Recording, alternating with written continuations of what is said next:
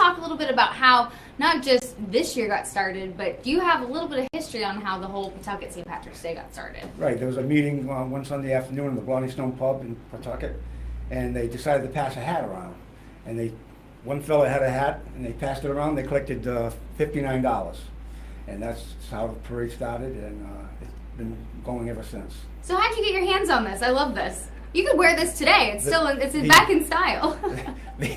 The gentleman passed away, and the daughters handed it to me and for my keeping. So do you still use this to collect money? No. Not so much? We've moved on. Yes, and it's a little bit more than $59. Okay, all right. So yeah, how do you were telling me before, Tom, that this is all self-funded.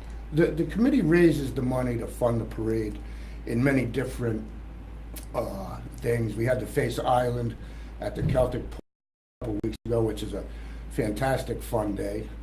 And then we have the Grand Marshal reception the Friday night, and then Saturday. The party after the parade at the Armory is probably our biggest fundraising event, because that's all goes into next year's parade. So it's just this continuous fundraising. Yeah, all the money we make this year is for next year's parade. Great. We're one of the only parades that do this in Pawtucket, have a post-parade party after. And of course, that's what generates for the following year. So let's talk about the parade, and then we'll get to the post party. So tell us a little bit. You were busy this morning getting to work, doing a little painting.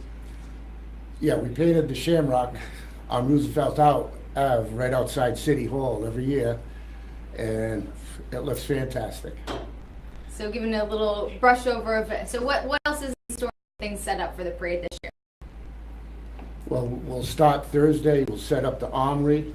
Everything else for the parade is pretty much all set. We met every Friday night, the whole committee. Everybody knows what they have to do for the parade, on the parade route, afterwards. So everybody's all set and ready to go. We start in September. We have a meeting once a month, October, November, nothing in December, and every Friday.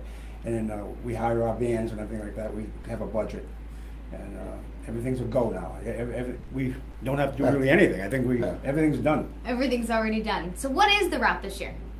It's the same route. We go from McCoy Stadium, South Bend to Walcott, right down into the city, right on Roosevelt, right past City Hall, and up the street to the Armory for the party. And so it's the 35th year. What can people expect? Is there going to be anything extra special, or? We have a 5-division parade, pipe bands, high school bands, just about anything you can think of, a jazz band.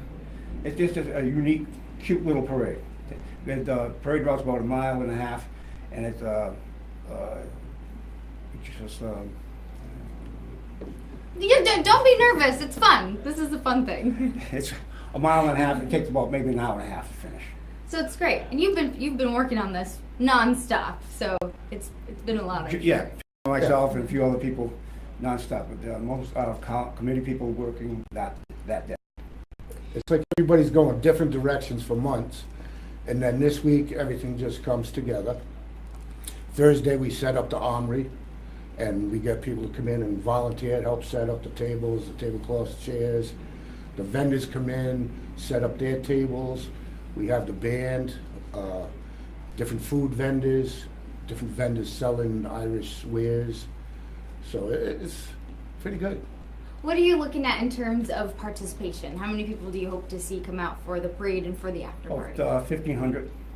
And we have a running race earlier that morning, and they generated about 1,200 people. They're in there at 8 o'clock in the morning. Yeah. And I didn't know that runners, drank early in the morning. Oh, sure. But yeah, if you're out there working and off, you're gonna. So yeah. we generate some money from that, from the runners, and then basically a lot of the runners come back to the post-parade party, and with the people that watch the parade, they come in, and that's how come the Armory is like a good time, real good time. There's a steady flow all day of people coming and going, so it's tough to give you an actual number, because we'd be well over capacity if everybody just stayed. It was around the whole time. Yeah.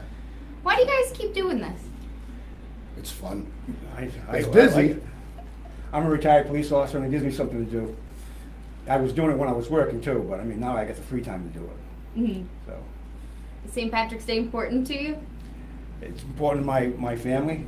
They're all Irish on one side. And, We don't have to talk about the other.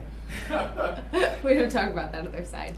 And do you think that parades and activities and events are important for the community, so it's important to keep them going? Oh, absolutely, absolutely. in fact, in '98, my wife and I got married at this parade. Oh, did you? Yes. And what was that like? We got married in the Peerless when it was dilapidated, so, electric wires hanging and things like that. But it was a fun time. And we had the Boston pipe bands. They raised their pipes, and we walked underneath and got on the staging area and said our vows and got married in front of 1,000 people. So you had a good crowd to hold you to those vows. What was that bill like? Nothing. Nothing. You didn't have to pay for it. No, it didn't cost nothing. Oh, well, great. Okay, so let's, so the Grand Marshal, you are the Grand Marshal. Yes. What are your duties for that? I really don't have it. You I can sit and relax. You can the wave.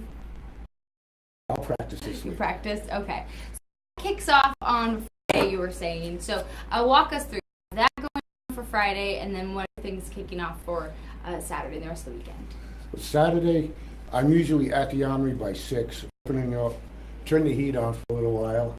Charlie will come in with road race. The runners will come in, to get their numbers, their jerseys, everything. The vendors come in, set up, food vendors, and the other vendors that are selling things will come in. So then everything's good to go. And then we're ready to go. So the parade actually starts at about 12, and then all the festivities continue on from there. Yeah. That's correct. Great. Well, thank you so much. We have Tom and Arthur here from Patrick's Day Parade. So if you're interested, that's this weekend, and then all sorts of events continuing throughout the rest of the month. So thank you so much, both of you, for joining us. Thank you. I appreciate it. Great to meet the both of you. Thank you both for your time. I love the history of this hat as well.